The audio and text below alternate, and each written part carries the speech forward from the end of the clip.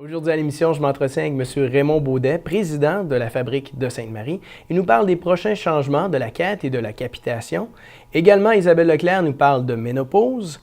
On a aussi assisté au vernissage de Mme Marie-Jacques et on termine l'émission avec le résumé de l'Assemblée générale annuelle de la Caisse Beauce-Centre.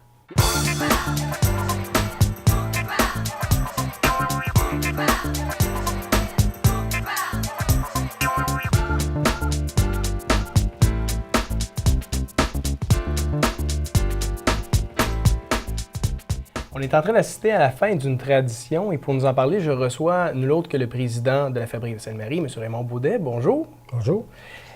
Je ne me trompe pas quand je dis c'est une tradition que le changement qu'il y a au niveau de la quête puis de la capitation? Ben, écoute, les quêtes, on a tous connu ça, puis ça faisait aussi longtemps là, que la Nouvelle-France existe qu'on faisait la quête dans nos églises le dimanche. Puis à Sainte-Marie, ben, ce qu'on vient de voir, c'est la fin de cette tradition-là. On abandonne la quête du dimanche, puis on s'en va vers la CVA. Comment vous en êtes venu à cette réflexion-là, de faire ce changement-là? Bien, pour plusieurs raisons. D'abord, on avait, écoute, avant ça, nos bénévoles, ils passaient au mois de février.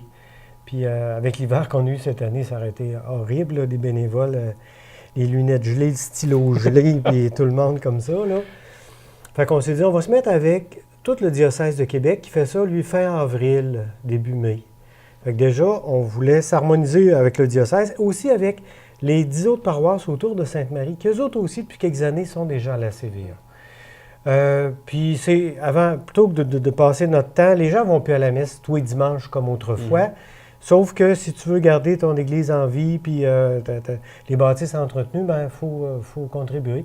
Fait que là, les gens, on les invite une fois par année à regarder le montant qu'ils donneraient pour la capitation, le montant qu'ils auraient donné aux quêtes, à faire une somme de ça, puis le verser une fois par année, puis on pense être capable de continuer à fonctionner comme il faut avec cette façon-là.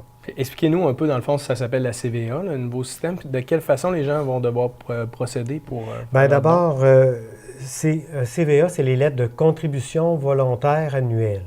Donc, on invite les gens à contribuer une fois dans l'année, puis ils vont avoir... Il y en a déjà quand même, plusieurs personnes qui sont venues, d'eux autres même, en février, comme habitués. Là, ils devaient se demander ce qui se passait. Ils voulaient avoir leur reçu pour l'impôt, okay. Puis ils sont venus, en tout cas, bon. Bref, il y en a qui ont déjà commencé, mais pour ceux qui ne l'ont pas déjà fait, il y a un bénévole qui va passer par les maisons, là, du 25 avril au 10 de mai, si ma mémoire est bonne. Puis, qui va proposer, qui va laisser un petit dépliant qui indique là, vraiment c'est qui, c'est quoi, ça fait quoi, ça vient d'où. Puis il y a un petit mode de calcul là, où tu dis, bon, ben, regarde, la capitation, normalement, on invite les gens à donner 70 $ par personne. Les quêtes du dimanche, 52 dimanches, fois le 1 $, 2 $ que je donnerais, ça donne tant. Puis on les invite à faire leur petit calcul comme ça, puis à nous faire parvenir le résultat. Mais parce que moi, j'ai tellement de souvenirs de ça, justement, de la quête à l'église, là, on passe avec le panier, puis tout ça. Là, fait que donc, ça, c'est terminé, là. Bien, c'est terminé. Les dimanches ordinaires, ça va rester à Noël, au jour de l'an, puis à Pâques. Il va y avoir 3 fois dans l'année où on va sortir le vieux stock, là, puis on va passer dans les rangées. Mais il y a des gens, les gens de la garde paroissiale, eux autres qui faisaient ça, là, tous les dimanches. Puis là, maintenant, on n'a plus juste une messe le dimanche matin, mais à une époque, il y avait plusieurs messes. Puis, tout le temps, des gens de la garde paroissiale qui étaient là, puis qui faisaient les quêtes, là, qui ont fait ça de façon méthodique pendant tellement longtemps. Oh, c'est un changement d'époque. Aujourd'hui, ben, tu programmes ton affaire sur Accéder, puis tu donnes tant par mois, puis bon, ça se fait tout seul. C'est les techniques d'aujourd'hui, hein, on s'adapte aux nouvelles réalités. C'est ça, les façons de paiement, les modes de paiement, c'est lesquels? Bien, les gens vont pouvoir, évidemment, quand le bénévole va passer, compléter un chèque, mais ceux qui veulent, par exemple, le faire par accéder ou ceux qui voudraient le faire même par carte de crédit, on peut le faire en allant au presbytère directement. On peut aussi faire un retrait préautorisé, il y a différentes formules. C'est bien expliqué dans notre petit dépliant. Est-ce qu'il y a une crainte que les gens peut-être soient moins portés à le faire si les gens vont pas, si les bénévoles ne vont pas directement à leur foyer? Bien, c'est ça aussi, c'est une habitude. Hein? On est habitué d'avoir le bénévole qui vient, puis qui nous le rappelle. Puis contact humain, il est important là-dedans. Là. Tu sais, on a privilégié encore les bénévoles qui vont vers les gens qui sont, vers les paroissiens là, qu'on connaît, qui sont assidus. Là, puis, parce que je prends comme par exemple, moi, justement, je retiens pas la date, tout ça, puis quand le bénévole venait chez nous, alors ça me le rappelait.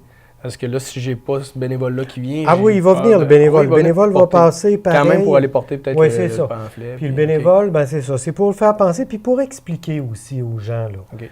Parce que comme tu dis, la vie, il y a beaucoup de choses, ça tourne vite. C'est un changement parmi tant d'autres, là. Puis le bénévole qui va y aller, ben lui, il est à même d'expliquer un petit peu pourquoi on fait ça, puis qu'est-ce que ça remplace, puis comment on... Fait que c'est pour ça qu'on a privilégié encore. Au moins, ils ne se feront pas geler en février, nos bénévoles. Là, ils vont y aller avec la plus belle température. Fait que ça va être plus clément pour ça, plus facile. Monsieur Baudet, on rappelle que ça remplace la quête et la capitation. Par contre, pour des cérémonies spéciales comme des mariages ou des baptêmes, ça ne couvre pas ça. Là. Non, il y a quand même des événements un petit peu spéciaux qui arrivent là, que la CVA ne couvre pas, effectivement. Ce qui touche, comme tu le disais, mariage, baptême, funérailles, ça reste des... ou ton lot cimetière, puis tout ça, la CVA ne couvre pas ça. Là. Parfait. En terminant, on pourrait rappeler les dates importantes pour les... Oui, bien les dates importantes, le 25, à partir du 25, les bénévoles vont commencer à passer par les maisons, puis ça couvre une dizaine de jours par la suite, là. Ça fait qu'à partir du 25 avril qui vient, puis calculer une dizaine de jours, là, les bénévoles vont faire la tournée là, des maisons. Et le 18 et le 19 avril, si je ne me trompe pas, c'était les dernières messes où on pouvait assister à une quête. Oui. Cette année, on a même dans nos bénévoles vont avoir en main des enveloppes de retour préaffranchies pour les gens qui disent bon, mais regarde, là, mon mari n'est pas là, puis c'est lui qui a le carnet de chèques, là, regarde, je sais pas, là, on va vous envoyer ça. Tiens, une enveloppe préaffranchie, ça fait que, regarde, on veut faciliter les choses aux gens, puis s'adapter aux techniques d'aujourd'hui, là, tu sais, rajeunir un petit peu. Parfait. Bien, merci beaucoup. Parfait.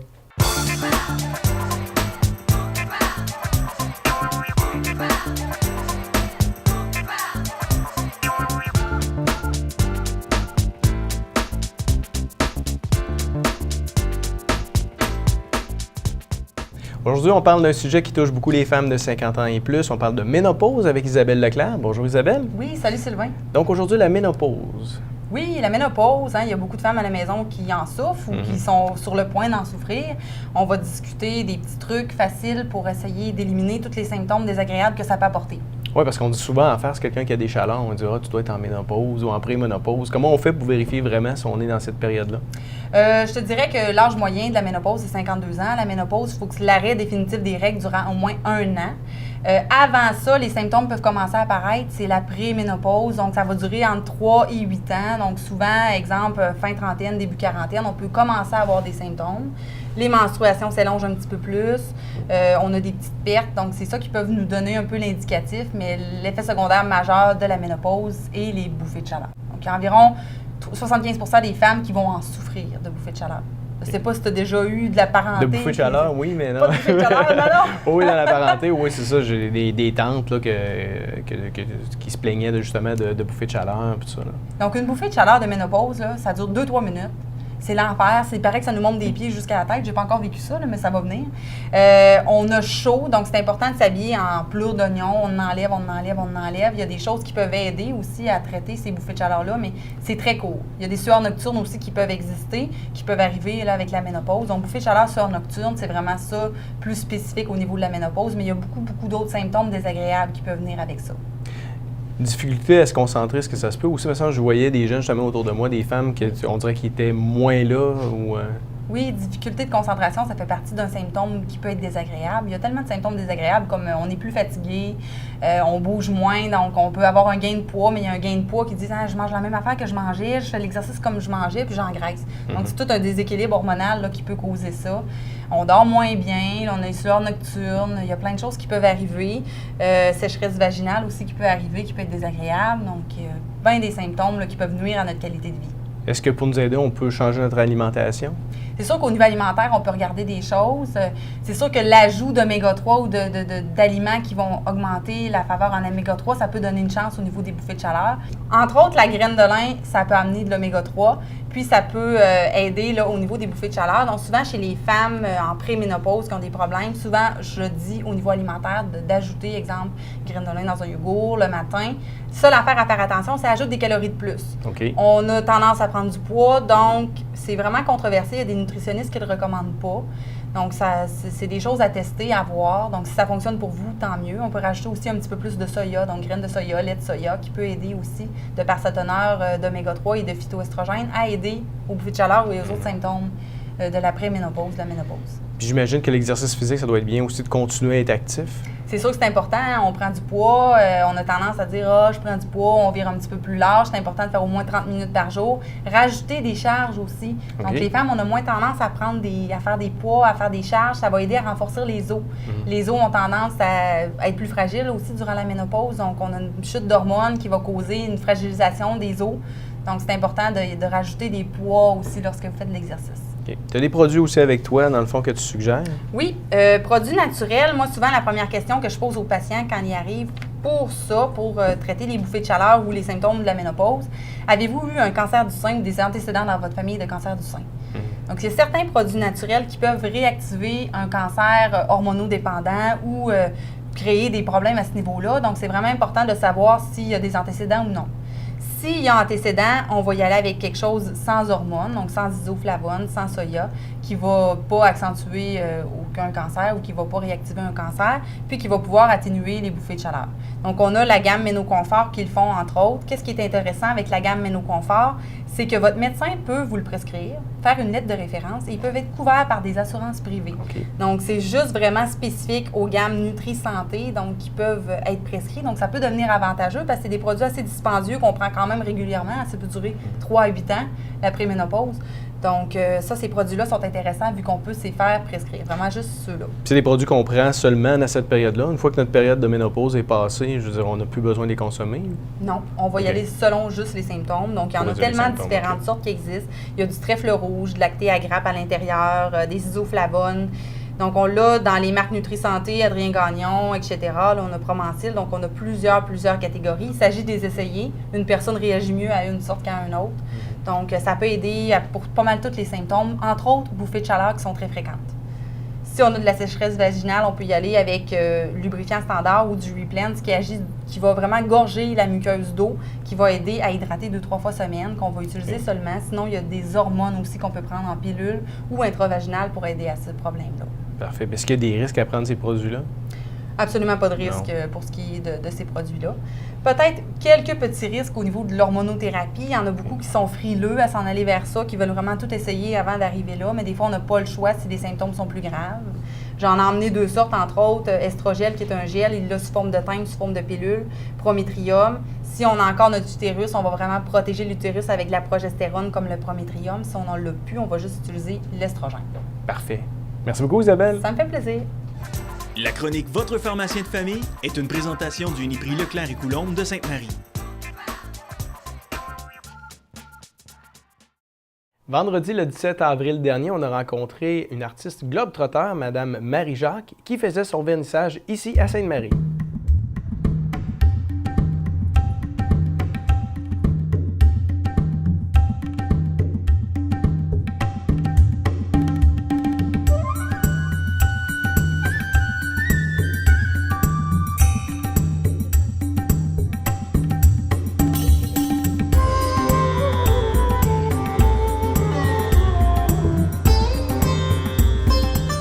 Je suis une artiste que je me nomme artiste globe-trotteur.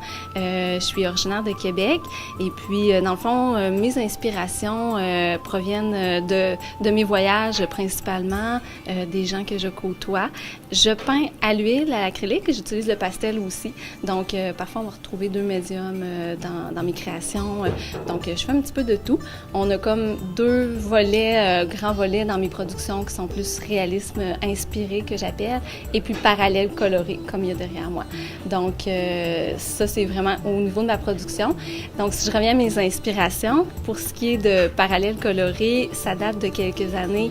J'avais commencé à produire, en fait, un peu une vision de l'humain que j'avais de moments d'arrêter le temps sur certaines périodes que les gens vivent, un moment confortable, qu'on est bien.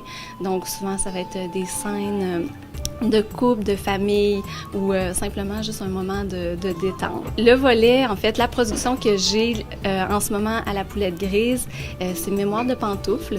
Le volet 1, c'est ce présent incompris. Donc, ça représente, en fait, c'est inspiré des gens que j'ai côtoyés au travers de mes voyages dans les 10 dernières années. Et puis, ce que je trouvais important, c'est de leur rendre hommage parce que c'est grâce à eux, à ces gens que j'ai côtoyés, qui m'ont suivi dans mon chemin, qui m'ont accompagnée, que j'ai pu me rendre ici aujourd'hui. Donc, chaque endroit que je suis allée, chaque lieu que j'ai visité, j'ai rencontré du monde, j'ai été accompagnée. Et puis, c'est grâce à eux que j'ai découvert mille et une choses.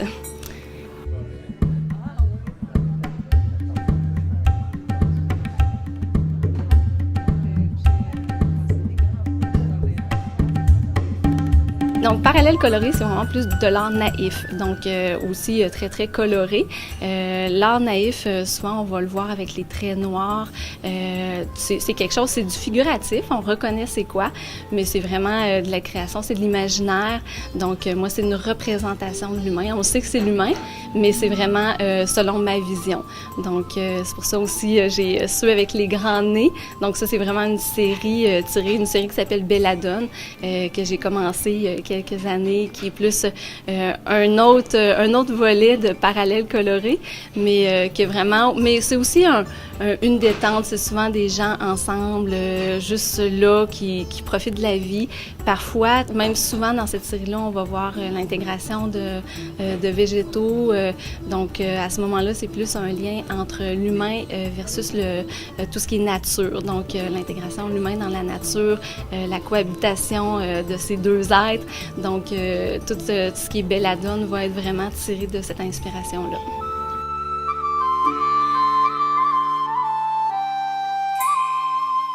C'est sûr que les goûts se discutent. Des gens vont préférer, et j'en ai apporté à l'exposition aussi, ma série Nomade, quelque chose de beaucoup plus réaliste, quelque chose d'inspiré par la lumière, les lieux, l'architecture, des choses qu'on connaît. Donc, c'est pas des photos, c'est vraiment inspiré d'endroits dans le monde. Donc, j'ai joué beaucoup avec les émotions que moi, j'ai vécues là.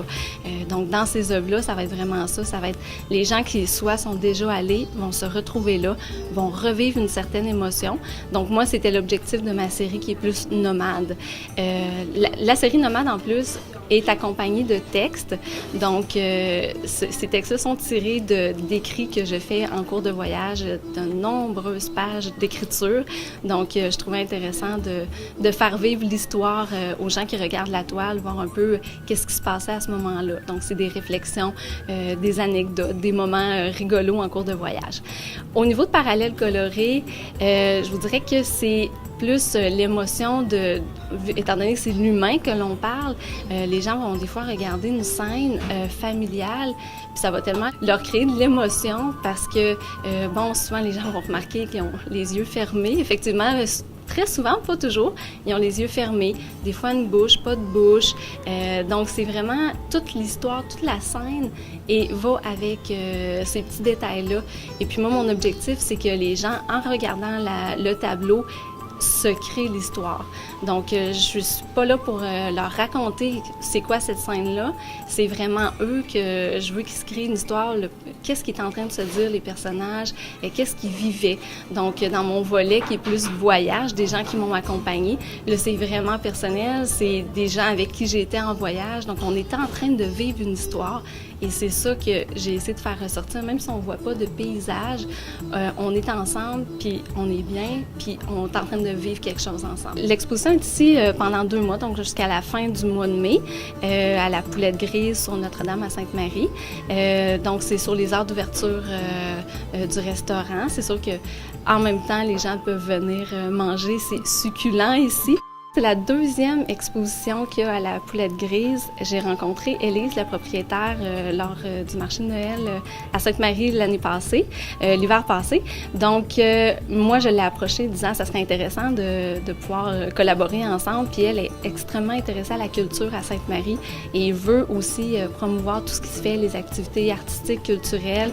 Donc, je me suis dit que ça serait intéressant de faire quelque chose ensemble. C'est elle qui m'a proposé de nous prêter aux artistes les murs. Donc, on a eu Claude Gagné qui a été le premier exposant ici au restaurant. Et puis, je suis heureuse de pouvoir être la seconde et je suis certaine avec Élise qu'il va y avoir de beaux projets qui vont venir avec les mois suivants et les années aussi.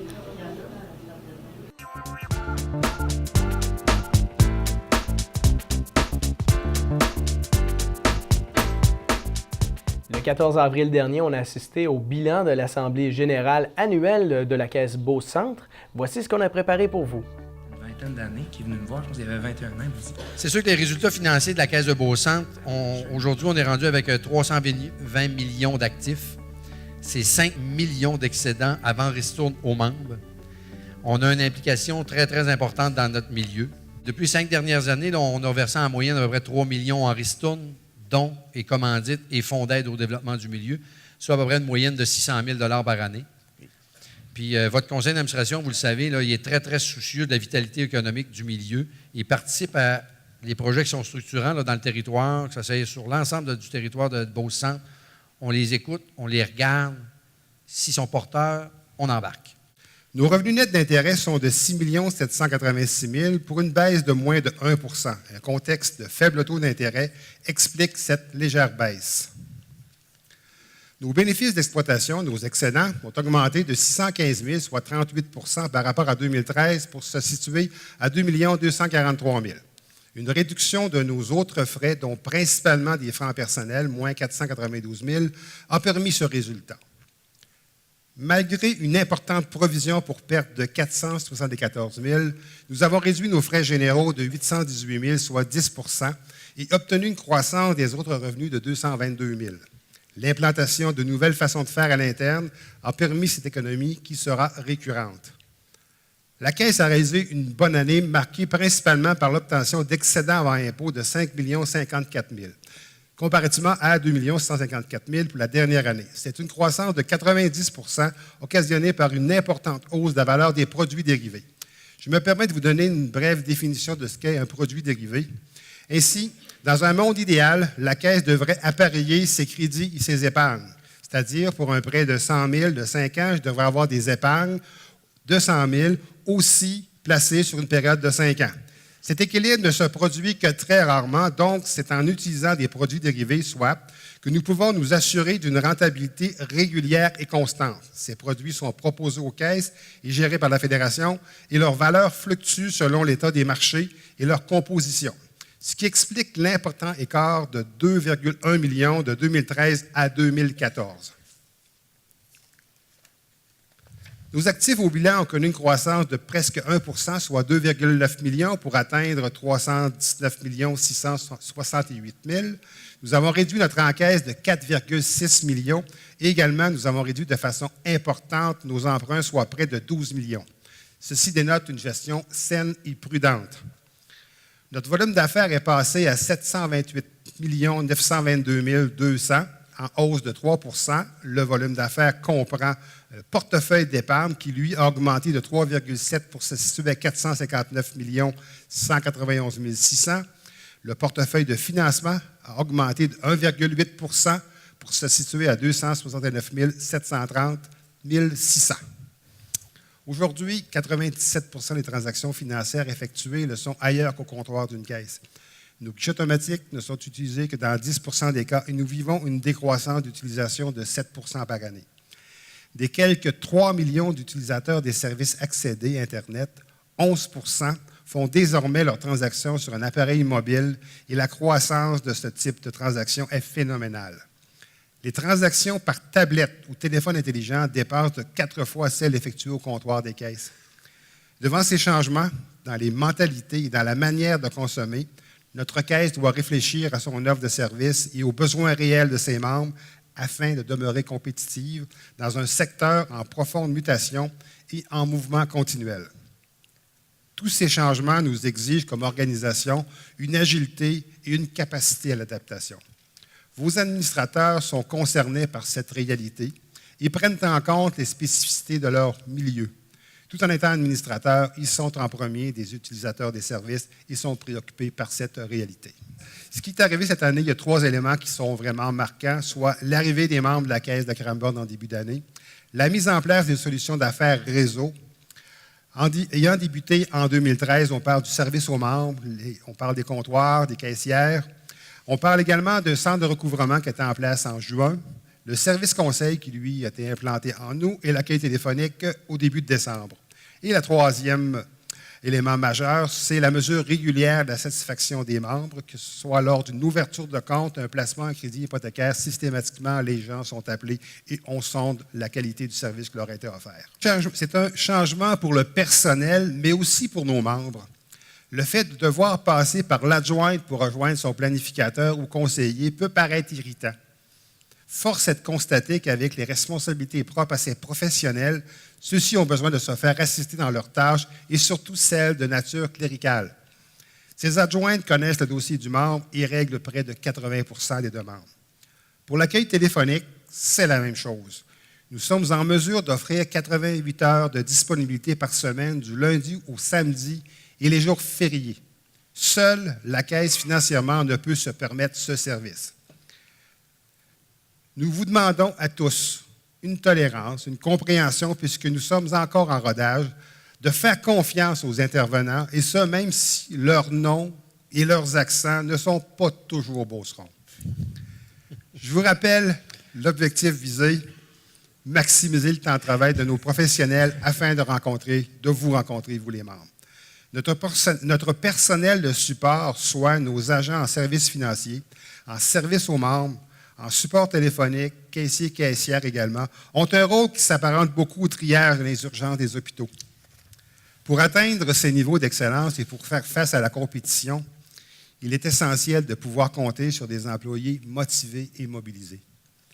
C'est dans cet esprit que sera réalisé prochainement un sondage sur la mobilisation de nos employés et gestionnaires. Ceci nous permettra d'évaluer le niveau de satisfaction de notre personnel et nous permettra d'ajuster, comme gestionnaire, nos façons de faire. Bien sûr, en 2015, nous allons continuer à faire vivre ensemble nos solutions d'affaires que nous avons implantées. Également, nous sommes préoccupés par notre réseau de distribution. Comme vous l'avez constaté précédemment, nous sommes confrontés à des réductions importantes des transactions en succursale. L'actuel statu quo est inacceptable considérant les pressions de rentabilité, de productivité, d'efficacité et le contexte de grande compétition que nous vivons. Votre Caisse et ses administrateurs ont toujours su travailler en concertation avec le milieu et nous entendons continuer à travailler ainsi, et ce, pour le mieux-être de la collectivité et le maintien de nos valeurs coopératives. Nous avons remis en 2014 192 148, une fois déduits les engagements de l'année actuelle et des années précédentes de 152 500. Il reste un solde disponible au 31 décembre 2014 de 219 383. De près de 675 000 qui a été retourné au milieu depuis notre regroupement avec Cranbourne en 2013. Et c'est plus de 600 000 qui s'est donné en moyenne au cours des 5 dernières années. Voilà notre distinction. Vous voyez le détail des dons et commandites réalisés en 2014 par secteur d'activité. L'éducation accapare 25 % des sommes remises principalement en raison de nos bourses d'études, les secteurs économiques et communautaires 20 %. Il y a eu 9 % pour la santé et le culturel, donc près de 40 000 $ remis à notre collectivité. Wow. J'ai donc le plaisir de vous dévoiler ce soir le nom des gagnants des 4 bourses d'études de 500 $. Kaïla Roy de Tring Jonction, Mélinda Maheu de Saint-Odilon, Samuel Grondin de Saint-Joseph et finalement Émilie Fecteau de Saint-Odilon.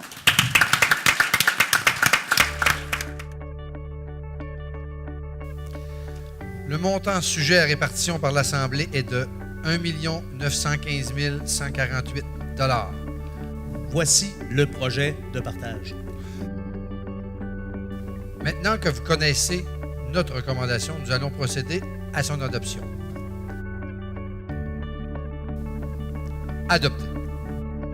Le taux maximal recommandé par la Fédération est de 4,25 et notre conseil d'administration vous recommande ce taux maximal. Adopté.